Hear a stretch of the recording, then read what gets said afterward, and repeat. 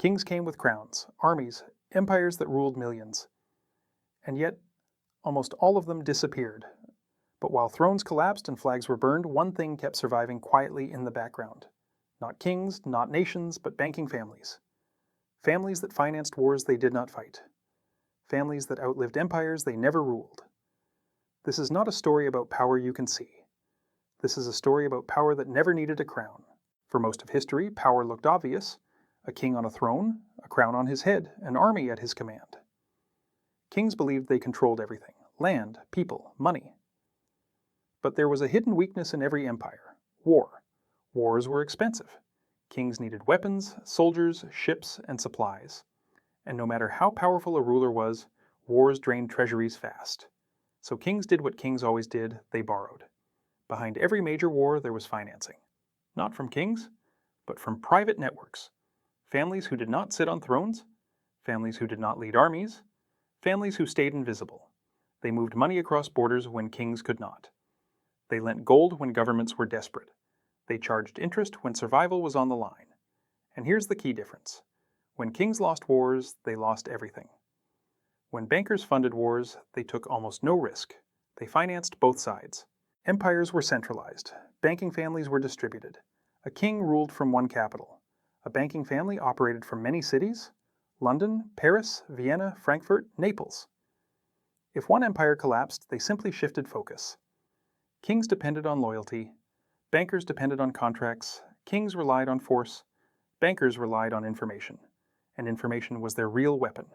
Before telegraphs, before phones, before the internet. Information traveled slowly.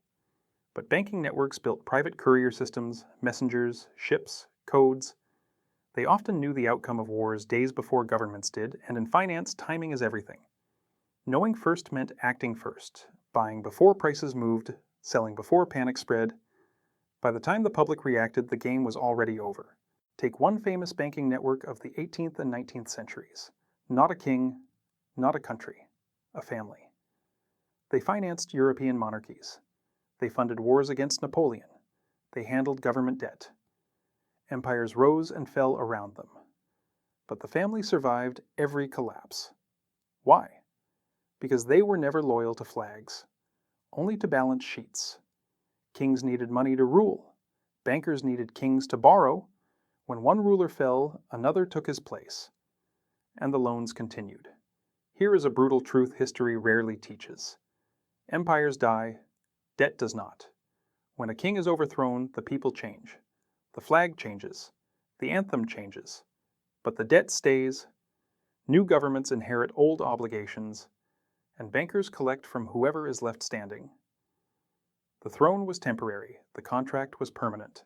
That no empire can print its way out of reality. And no ruler can command trust once it is broken. History does not repeat because people forget. It repeats because power always believes this time will be different. It never is. And when the empire finally falls, gold is still there.